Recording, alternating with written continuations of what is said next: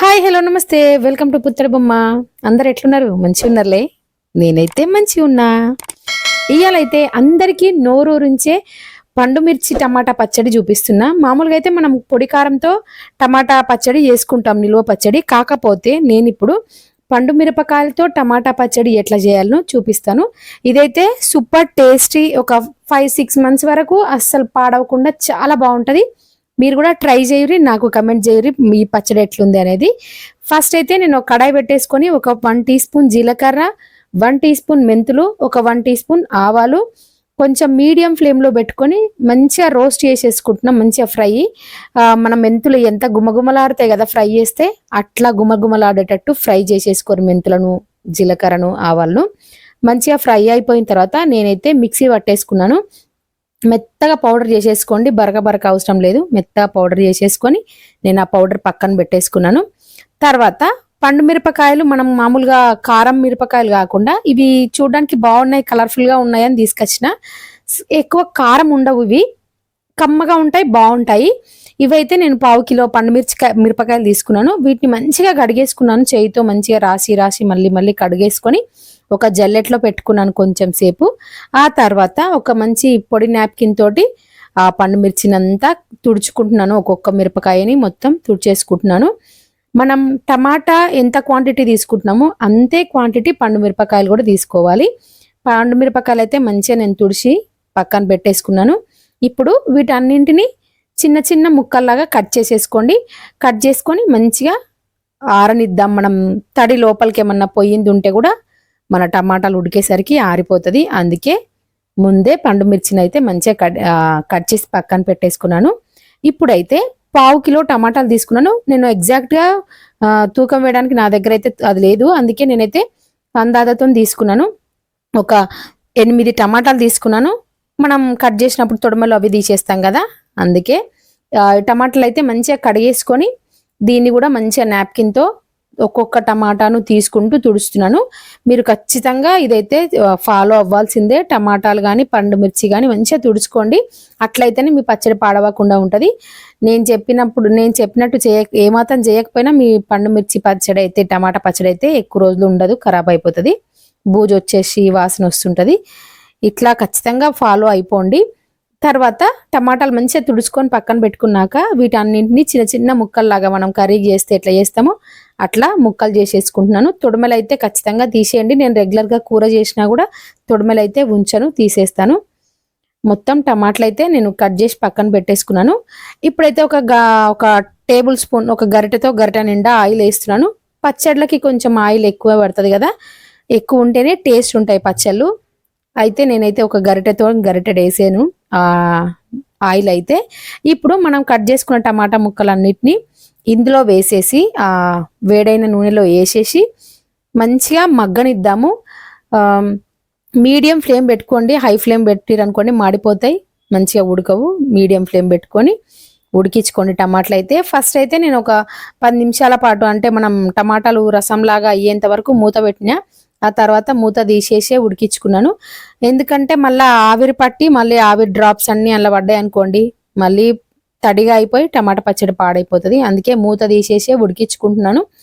చూసారు కదా, టమాటా రసం అంతా ఇంకిపోయినట్టు అయ్యేదాకా టమాటాలు అయితే ఉడికించిన. ఇట్లా ఉడికించిన తర్వాత ఒక పెద్ద నిమ్మకాయ సైజ్ అంత చింతపండు, నారలు, చింతగింజలు అవి ఏం లేకుండా క్లీన్ చేసేసి ఈ టమాటా గుజ్జులో నానబెట్టేస్తున్నాను. మంచిగా ఉడికేటప్పుడు కూడా వేసుకోవచ్చు, కాకపోతే నేను మర్చిపోయాను, లాస్ట్లో వేస్తున్నాను.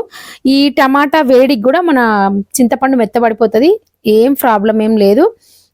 మన టమాటాలు ఎట్లాగో చల్లగా అయ్యేంతవరకు పక్కన పెడతాం కదా, అది చల్లగా అయ్యేలోపు ఈ చింతపండు కూడా నేను అందుకే రెక్కల్లాగా తీసి పెట్టుకున్నాను. చూసారు కదా, చింతపండు మంచిగా నానింది. ఇప్పుడు మనం కట్ చేసి పెట్టుకున్న పండు మిర్చి ఉంది కదా, అవన్నిటిని మిక్సీలో వేసుకుంటున్నాను. ఇవి ముందే కట్ చేసి ఎందుకు పెట్టుకున్నానంటే, మనం టమాటాలు ఉడకడానికి ఒక అరగంటనైనా టైం పడుతుంది, మనం మీడియం ఫ్లేమ్లో పెట్టాం కదా. అవి ఉడికే లోపు మన పండు మిర్చిలో కూడా ఏమన్నా తడి ఉంటే ఆరిపోతుంది, అందుకే ముందే కట్ చేసి పక్కన పెట్టేసుకున్నాను.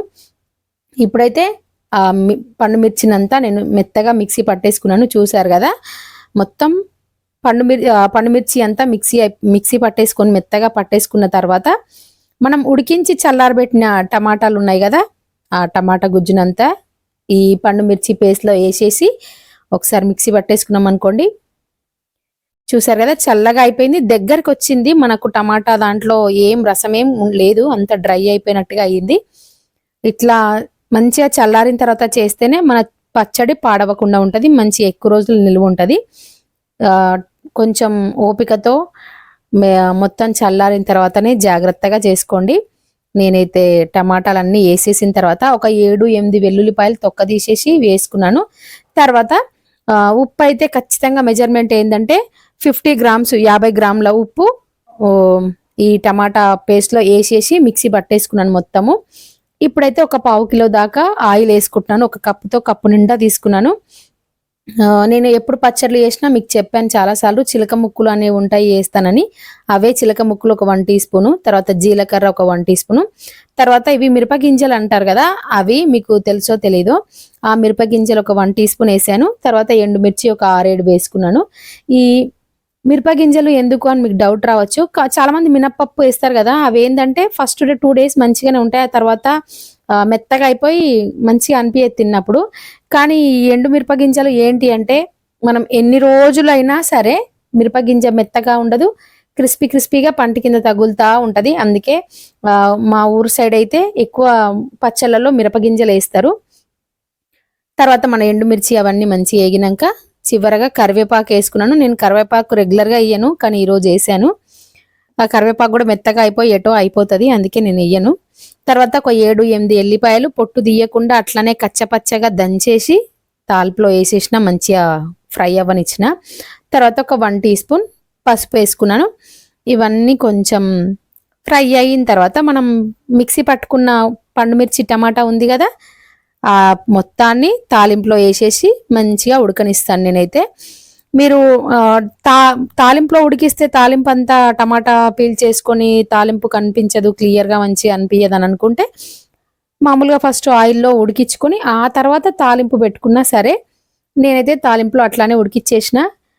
ఫస్ట్ ఉన్నంత కలర్ఫుల్గా ఉడికిన తర్వాత అనిపించదు మనకి, కాకపోతే డబల్ పని కదా, మనం ఫస్ట్ ఆయిల్లో మళ్ళీ ఉడికించుకొని మళ్ళీ తాలింపు కలుపుకొని ఇదంతా డబుల్ ప్రాసెస్ కదా. అందుకే నేనైతే తాలింపులోనే ఉడికించుకున్న టమాటా పచ్చడిని. ఇట్లా ఉడికిస్తేనే మనకి ఇంకేమన్నా తేమ లాంటిది ఉన్నా కూడా పోతుంది. ఇప్పుడైతే చివరిగా నేను జీలకర్ర మెంతుల పొడి ఉంది కదా, జీలకర్ర మెంతులు ఆవాల పొడి ఉంది కదా, అది మొత్తం టమాటా పచ్చడిలో వేసేసి మంచిగా కలిపేసుకుంటున్నాను. మీరైతే ఖచ్చితంగా మిక్సీ పట్టుకున్నాక ఒక్కసారి ఒక 2-3 నిమిషాలు అట్లా ఉడికించుకోండి టమాటా పచ్చడిని. అప్పుడే మన పచ్చడి పాడవకుండా ఎక్కువ రోజులు నిలువ ఉంటుంది. ఇట్లా ఉడికించకుండా మిక్సీ పట్టినాక డైరెక్ట్ కలిపేసి పెట్టేసిరు అనుకోండి, పాడైపోయే అవకాశం ఉంటుంది.